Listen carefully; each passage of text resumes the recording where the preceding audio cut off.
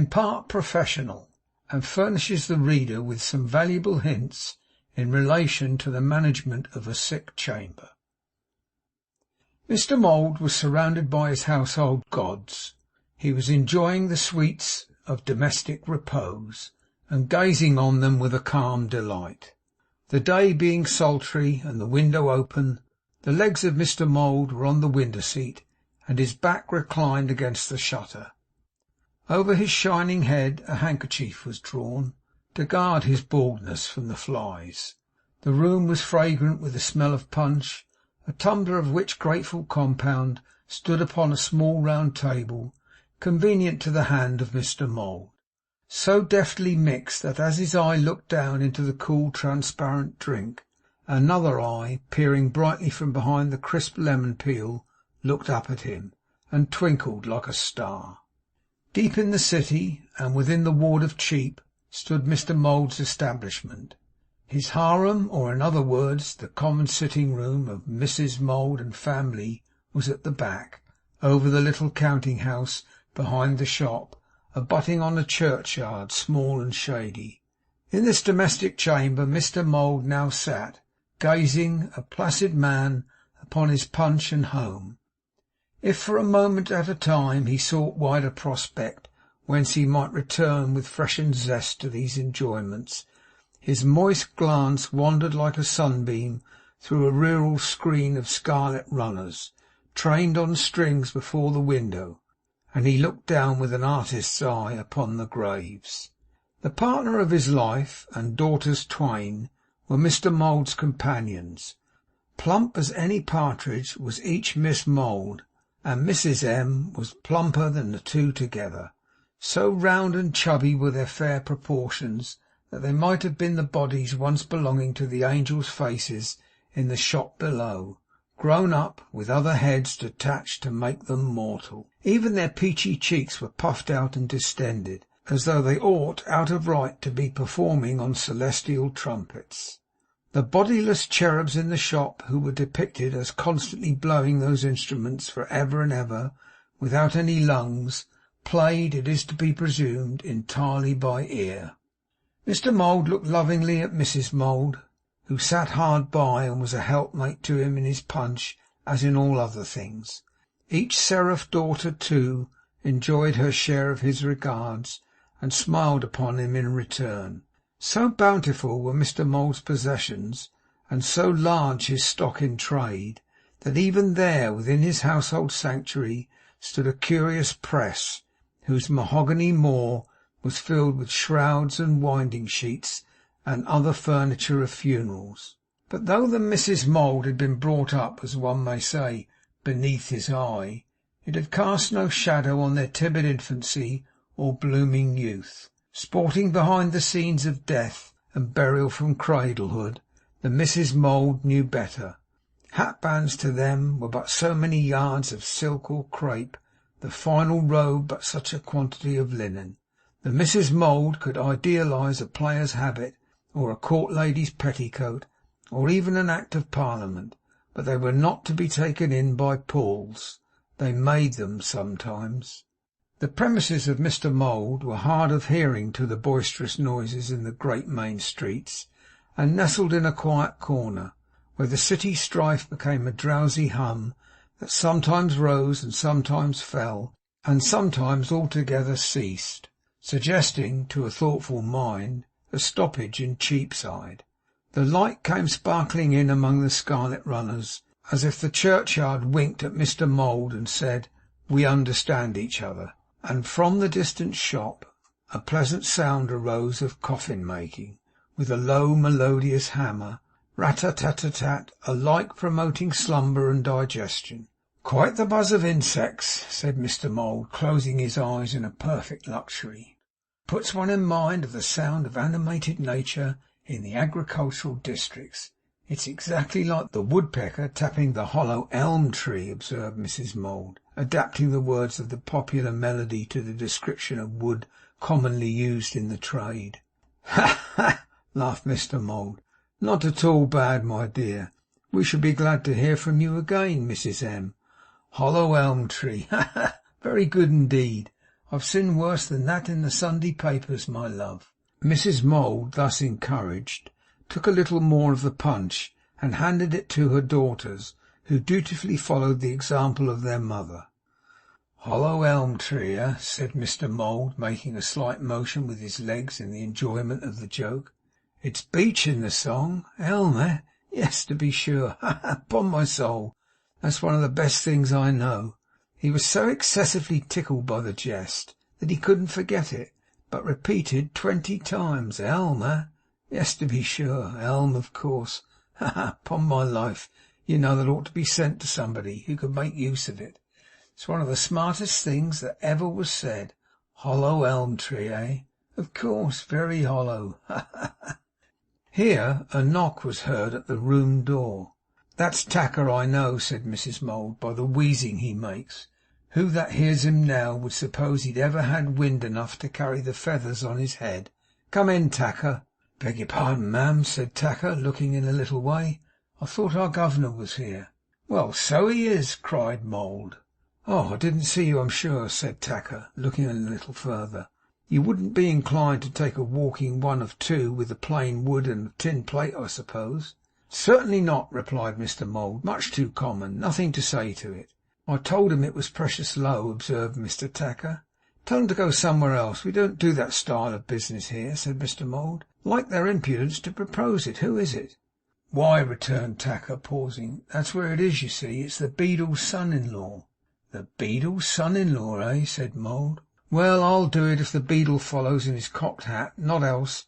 We carry it off that way, by looking official. But it'll be low enough then. His cocked hat, mind.' 'I'll take care of it, sir,' rejoined Tacker. 'Oh, Mrs Gamp's below, and wants to speak to you.' 'Tell Mrs Gamp to come upstairs,' said Mould. 'Now, Mrs Gamp, what's YOUR news?' The lady in question was by this time in the doorway, curtsying to Mrs Mould. At the same moment a peculiar fragrance was borne in upon the breeze, as if a passing fairy had hiccuped and had previously been to a wine vaults. Mrs Gamp made no response to Mr Mould, but curtsied to Mrs Mould again, and held up her hands and eyes, as in a devout thanksgiving that she looked so well. She was neatly, but not gaudily attired, in the weeds she had worn when Mr Pecksniff had the pleasure of making her acquaintance, and was perhaps the turning of a scale more snuffy. 'There are some happy creeturs,' Mrs Gamp observed, 'as time runs backwards with, and you are one, Mrs Mould. Not that he need do nothing except use you in his most audacious way for years to come, I'm sure, for young you are and will be. I says to Mrs Harris,' Mrs Gamp continued, 'only t'other day, the last Monday evening fortnight as ever dawned upon this Pigeon's progress of a mortal whale, I says to Mrs Harris when she says to me, "Years and our trials, Mrs Gamp, set some marks upon us all. Say not the words, Mrs Harris, if you and me is to be continual friends, for such is not the case, Mrs Mould," I says, making so free, I will confess, as to use the name,' she curtsied here, 'is one of them that goes again the observation straight, and never, Mrs Harris, while I've a drop of breath to draw, will I set by and not stand up. Don't think it.' 'I ask your pardon, ma'am,' says Mrs Harris, 'and I humbly grant your grace. For if ever a woman lived as would see her feller creeturs into fits, serve her friends, well do I know that woman's name is Sairey Gamp.' At this point she was fain to stop for breath, and advantage may be taken of the circumstance to state that a fearful mystery surrounded this lady of the name of Harris, whom no one in the circle of Mrs Gamp's acquaintance had ever seen. Neither did any human being know her place of residence, though Mrs Gamp appeared on her own showing to be in constant communication with her.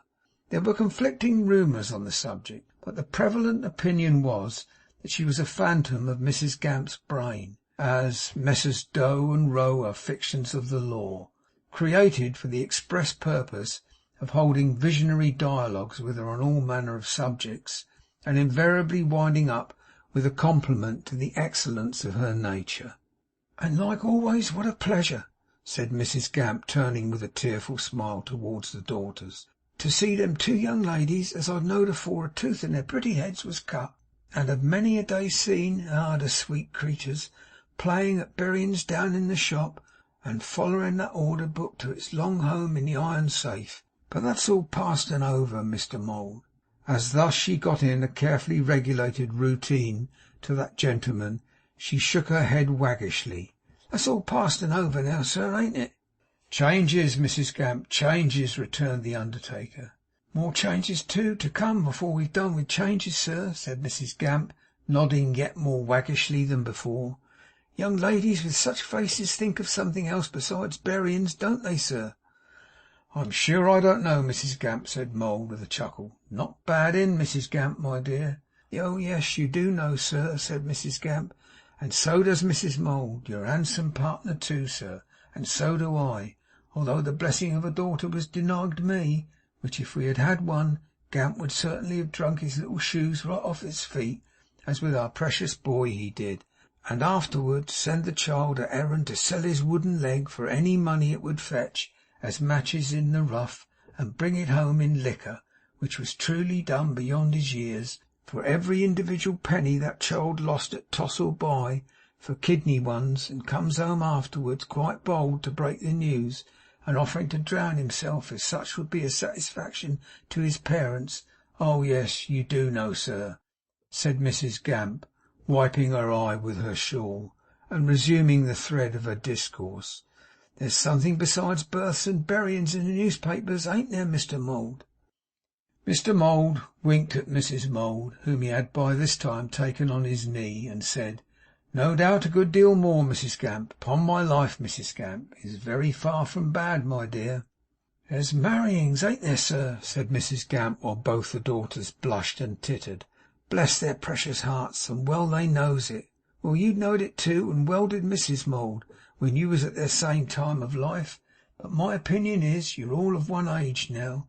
For as to you and Mrs Mould, sir, ever having grandchildren—' 'Oh fie, fie, nonsense, Mrs Gamp,' replied the undertaker. 'Devilish smart though. Capital!' This was in a whisper. 'My dear,' aloud again, 'Mrs Gamp can drink a glass of rum, I dare say. Sit down, Mrs Gamp, sit down.' Mrs Gamp took the chair that was nearest the door, and casting up her eyes towards the ceiling, feigned to be wholly insensible to the fact of a glass of rum being in preparation, until it was placed in her hand by one of the young ladies, when she exhibited the greatest surprise. 'A thing,' she said, 'as hardly ever, Mrs Mould, occurs within me, is, when I am indisposed, and find my half pint of porter settling heavily on the chest, Mrs Harris often and often says to me, "Sairey Gamp," she says, "you raly do amaze me." "Mrs Harris," I says to her, "why so? Give it a name, I beg."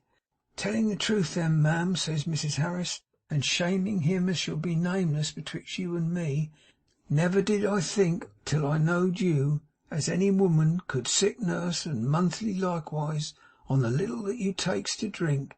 Mrs Harris," I says to her, "none of us knows what we can do till we tries, and I once when me and Gamp kept house I thought so too. But now," I says, "my half pint of porter fully satisfies, provisin', Mrs Harris, that it's brought regular and drawed mild.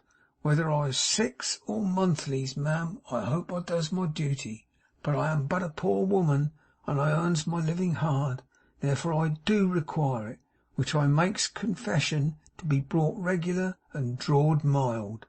The precise connection between these observations and the glass of rum did not appear, for Mrs Gamp, proposing as a toast, "The best of lucks to all," took off the dram in quite a scientific manner, without any further remarks.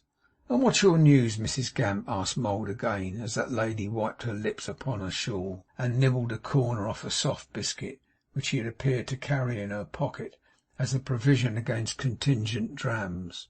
"How's Mr Chuffey?" "Mr Chuffey, sir," she replied, "is jest as usual. He ain't no better, and he ain't no worse. I take it very kind in the gentleman to have wrote up to you and said, let Mrs Gamp take care of him till I come home. But everything he does is kind. There ain't many like him. If there was, we shouldn't want no churches." "What do you want to speak to me about, Mrs Gamp?" said Mould, coming to the point. 'Just this, sir,' Mrs Gamp returned, 'with thanks to you for asking. There is a gent, sir, at the Bull in Holborn, as has been took ill there, and is bad abed.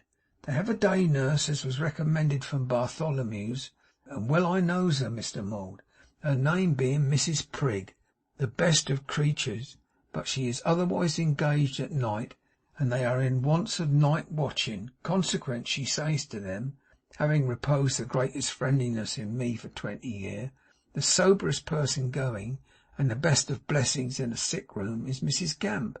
Send a boy to Kingsgate Street, she says, and snap her up at any price, for Mrs Gamp is worth her weight and more in golden guineas.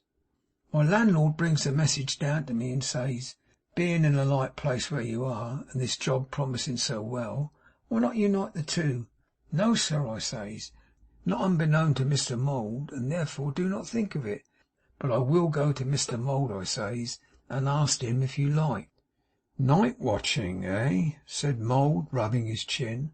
From 8 o'clock till 8, sir. I will not deceive you, Mrs Gamp rejoined. And then go back, eh? Said Mould.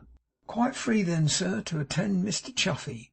His always being quiet, and his hours early. He'd be abed, sir, nearly all the time. I will not deny, said Mrs Gamp, with meekness, that I am but a poor woman, and that the money is the object.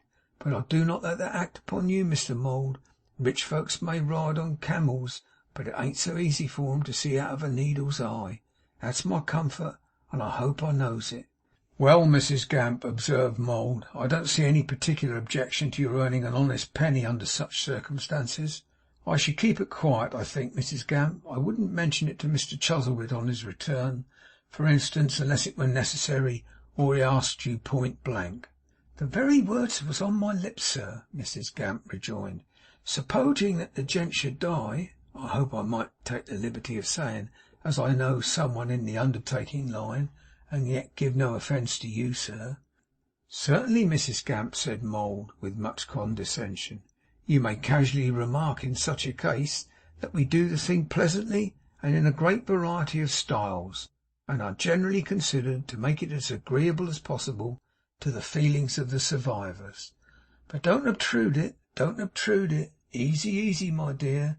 You may as well give Mrs Gamp a card or two, if you please. Mrs Gamp received them, and scenting no more rum in the wind, for the bottle was locked up again, rose to take her departure.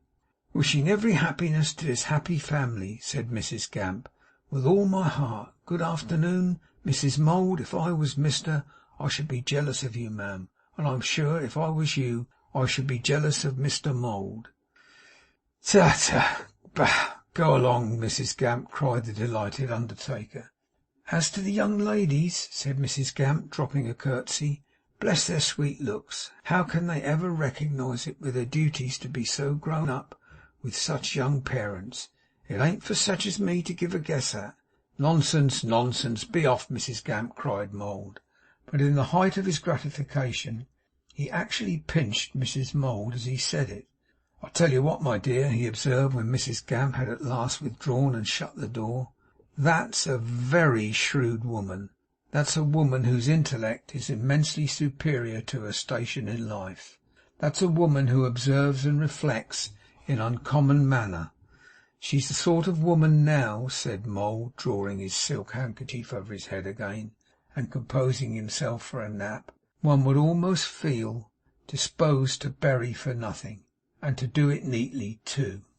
Mrs Mould and her daughters fully concurred in these remarks, the subject of which had by this time reached the street, where she experienced so much inconvenience from the air that she was obliged to stand under an archway for a short time to recover herself. Even after this precaution, she walked so unsteadily as to attract the compassionate regards of divers kind-hearted boys, who took the liveliest interest in her disorder, and in their simple language bade her to be of good cheer, for she was only a little screwed. Whatever she was, or whatever name for the vocabulary of medical science would have bestowed upon her malady, Mrs Gamp was perfectly acquainted with the way home again, and arriving at the house of Anthony Chuzzlewit and Son, lay down to rest. Remaining there until 7 o'clock in the evening, and then persuading poor old Chuffey to betake himself to bed, she sallied forth upon her new engagement. First she went to her private lodgings in Kingsgate Street for a bundle of robes and wrappings comfortable in the night season, and then repaired to the Bull in Holborn, where she reached as the clocks were striking 8. As she turned into the yard she stopped, for the landlord, landlady, and head chambermaid were all on the threshold together, talking earnestly with a young gentleman who seemed to have just come or to be just going away. The first words that struck upon Mrs Gamp's ear obviously bore reference to the patient, and it being expedient that all good attendants should know as much as possible about the case on which their skill is brought to bear, Mrs Gamp listened as a matter of duty. "No better, then?" observed the gentleman. "Worse," said the landlord.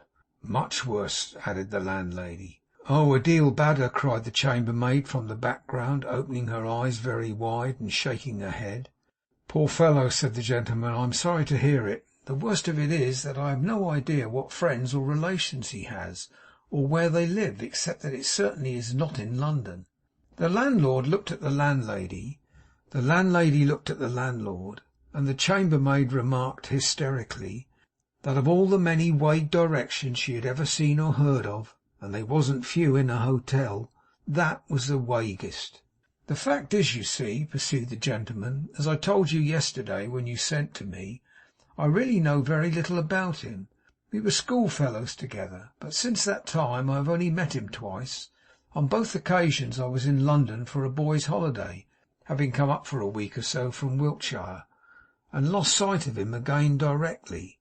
The letter bearing my name and address which you found upon his table, and which led to your applying to me, is an answer, you will observe, to one he wrote from this house the very day he was taken ill, making an appointment with him at his own request. Here is his letter, if you wish to see it." The landlord read it. The landlady looked over him. The chambermaid in the background made out as much of it as she could, and invented the rest, believing it all from that time forth as a positive piece of evidence. "He has very little luggage, you say," observed the gentleman, who was no other than our old friend John Westlock. "Nothing but a portmanteau," said the landlord, "and very little in it. A few pounds in his purse, though. Yes, it's sealed up and in the cash box. I made a memorandum of the amount, which you're welcome to see."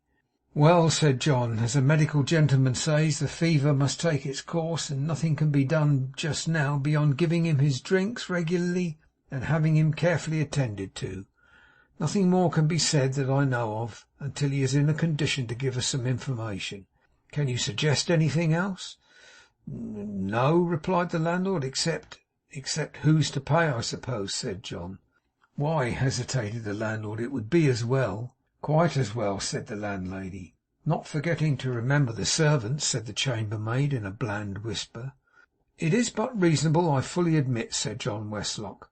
"At all events you have the stock in hand to go upon for the present, and I will readily undertake to pay for the doctor and nurses." "Ah!" cried Mrs Gamp. "A real gentleman!" She groaned her admiration so audibly that they all turned round. Mrs Gamp felt the necessity of advancing, bundle in hand, and introducing herself. "The night nurse," she observed, "from Kingsgate Street, well beknown to Mrs Prig the day nurse, and the best of creeturs. How is the poor dear gentleman to-night? If he ain't no better yet, still that's what must be expected and prepared for. It ain't the first time by a many score, ma'am," dropping a curtsey to the landlady, "that Mrs Prig and me has nussed together. Turn and turn about, one off, one on. We knows each other's ways, and often gives relief when others fail. Our charges is but low, sir," Mrs Gamp addressed herself to John on this head, "considering the natur of our painful dooty. If they was made according to our wishes, they would be easily paid." Regarding herself as having now delivered her inauguration address, Mrs Gamp curtsied all round, and signified her wish to be conducted to the scene of her official duties.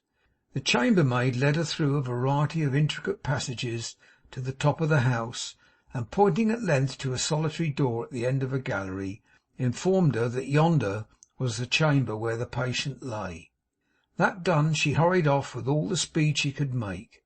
Mrs Gamp traversed the gallery in a great heat from having carried her large bundle up so many stairs, and tapped at the door, which was immediately opened by Mrs Prig, bonneted and shawled, and all impatience to be gone. Mrs Prig was of the Gamp build, but not so fat, and her voice was deeper and more like a man's. She also had a beard. "I began to think you wasn't a coming," Mrs Prig observed in some displeasure. "It shall be made good to-morrow night," said Mrs Gamp. "Honourable, I had to go and fetch my things."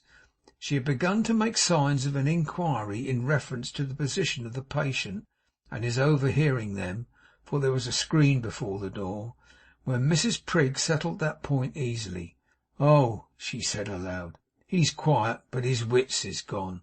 It ain't no matter what you say." "Anything to tell afore you goes, my dear?" asked Mrs Gamp, setting her bundle down inside the door and looking affectionately at her partner. "The pickled salmon," Mrs Prig replied, "is quite delicious. I can particular recommend it. I don't have nothing to say to the cold meat, for it tastes of the stable. Drinks is all good." Mrs Gamp expressed herself much gratified. "The physic and them things is on the drawers and mantle shelf," said Mrs Prig cursorily. "He took his last slime draught at 7. The easy chair ain't soft enough. You'll want his pillow." Mrs Gamp thanked her for these hints, and giving her a friendly good night, held the door open until she had disappeared at the other end of the gallery. Having thus performed the hospitable duty of seeing her safely off, she shut it, locked it on the inside, took up her bundle, walked round the screen, and entered on her occupation of the sick chamber. "A little dull, but not so bad as might be," Mrs Gamp remarked. "I'm glad to see a parapridge in case of a fire, and a lot of roofs and chimney pots to walk upon." It will be seen from these remarks that Mrs Gamp was looking out of the window. When she had exhausted the prospect, she tried the easy chair, which she indignantly declared was harder than a brick badge. Next, she pursued her researches among the physic bottles, glasses, jugs, and teacups; and when she had entirely satisfied her curiosity on all these subjects of investigation, she untied her bonnet strings and strolled up to the bedside to take a look at the patient. A young man, dark and not ill looking, with long black hair that seemed the blacker for the whiteness of the bedclothes. His eyes were partly open, and he never ceased to roll his head from side to side upon the pillow, keeping his body almost quiet.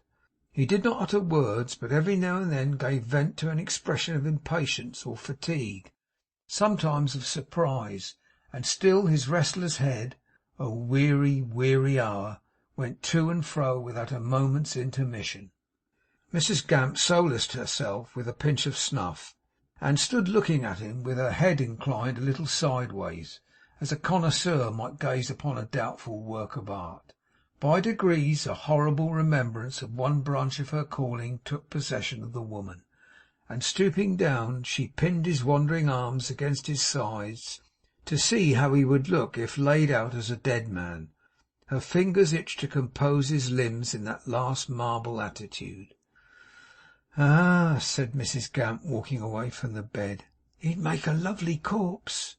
Now she proceeded to unpack her bundle, lighted a candle with the aid of a firebox on the drawers, filled a small kettle as a preliminary to refreshing herself with a cup of tea in the course of the night, laid what she called a little bit of fire for the same philanthropic purpose, and also set forth a small tea board, that nothing might be wanting for her comfortable enjoyment.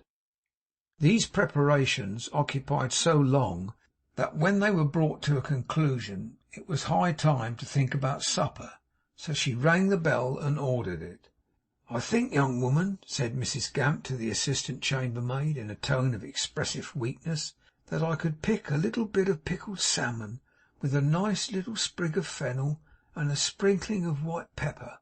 I takes new bread, my dear, with just a little pat of fresh butter, and a mossel of cheese. In case there should be such a thing as a cowcumber in the house, will you be so good as to bring it? For I'm rather partial to 'em, and they does a world of good in a sick room. If they draws the Brighton Old Tipper here, I takes that ale, at night, my love, it being considered wakeful by the doctors. And whatever you do, young woman, don't bring more than a shilling's worth of gin and warm water when I rings the bell the second time, for that is always my allowance, and I never takes a drop beyond.' Having preferred these moderate requests, Mrs Gamp observed that she would stand at the door until the order was executed, to the end that the patient might not be disturbed by her opening it a second time, and therefore she would thank the young woman to 'look sharp.' A tray was brought with everything upon it, even to the cucumber, and Mrs Gamp accordingly sat down to eat and drink in high good humour.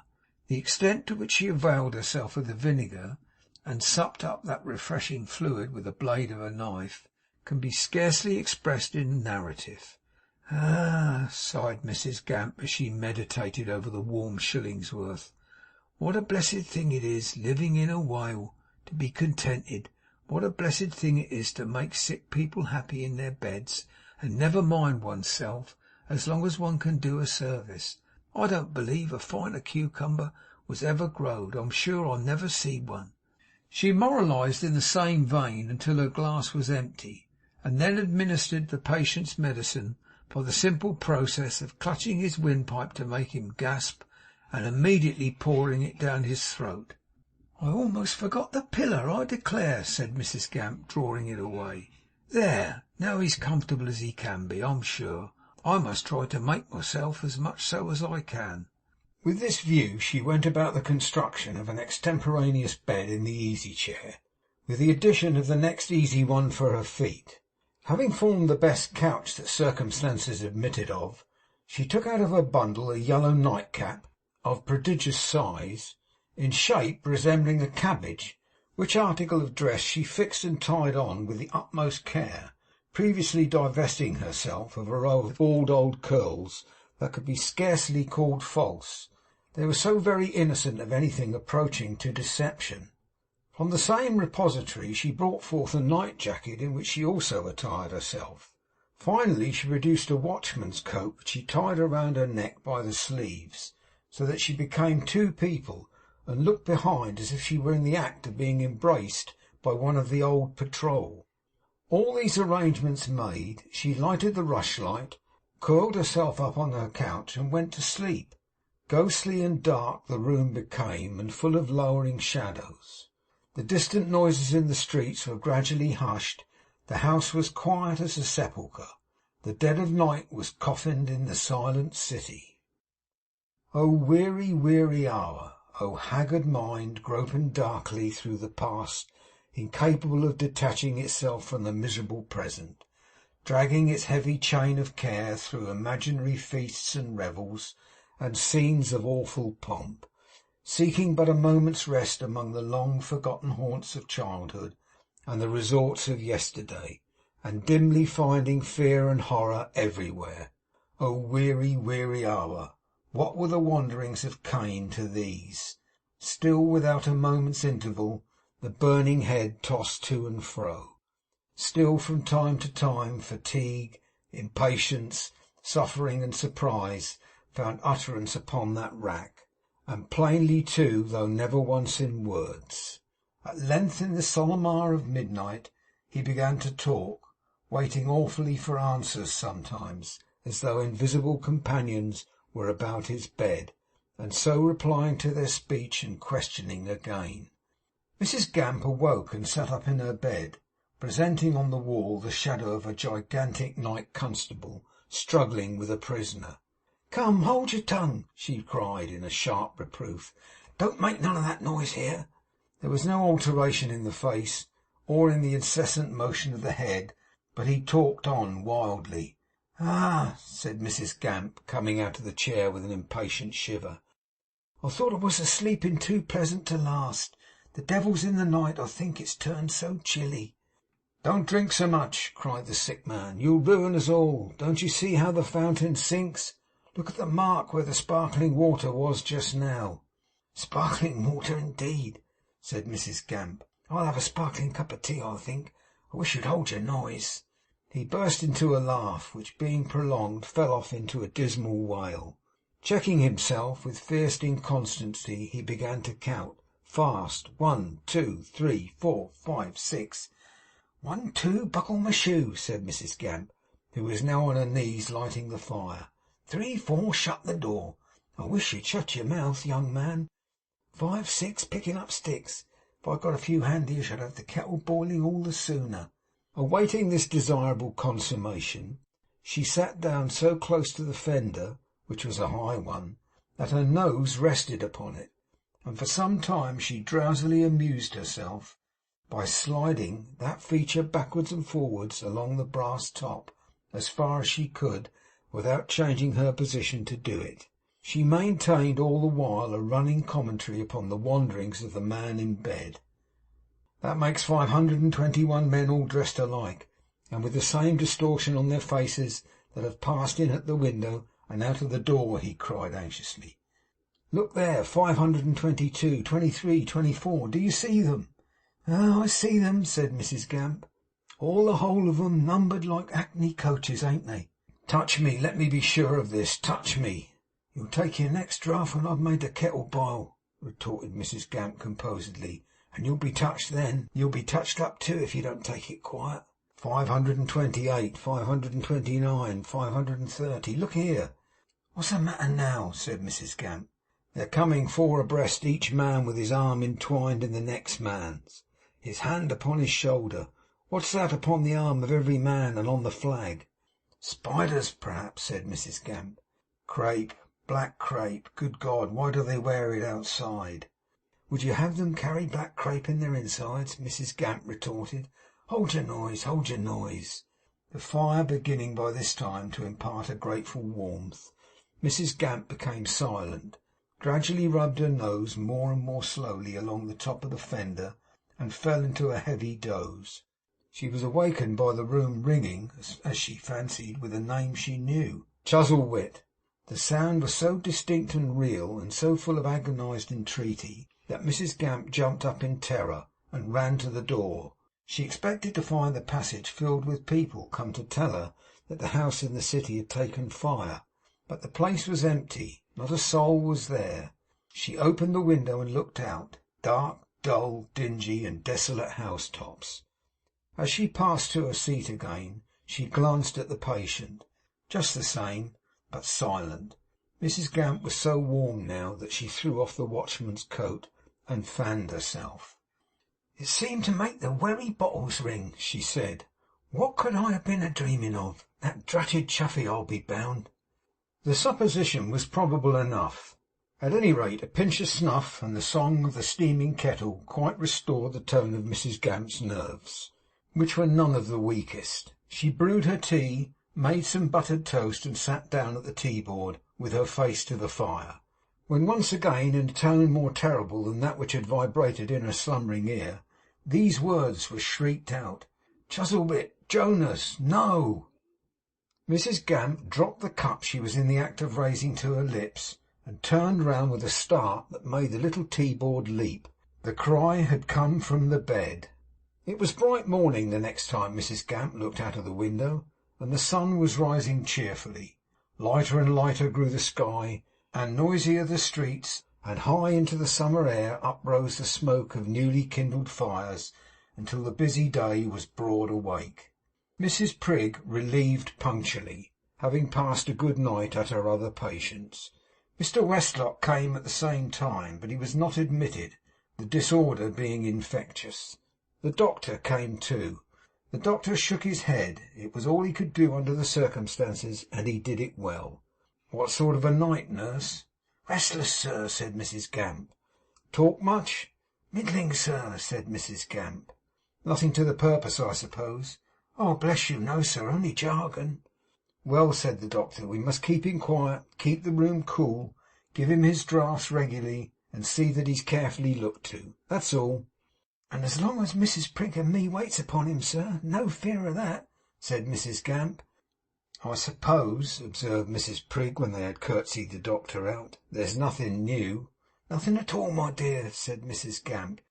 He's rather wearing in his talk for making up a lot of names. Otherwise you needn't mind him. Oh, I shan't mind him, Mrs Prig returned. I have something else to think of. I pays my debts to-night, you know, my dear, and comes afore my time,' said Mrs Gamp. 'But Betsey Prig,' speaking with great feeling, and laying her hand upon her arm, 'try the cowcumbers. God bless you!' End of chapter 25.